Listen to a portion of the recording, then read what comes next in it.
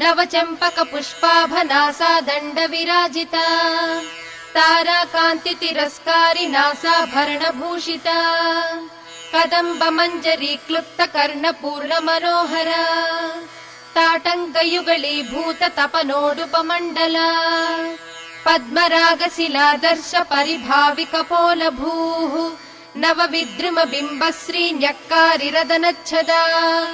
शुद्ध विद्याङ्कुराकार द्विज पङ्क्तिद्वयोज्ज्वला कर्पूरवीटिकामोद समाकर्षद्दिगन्तरा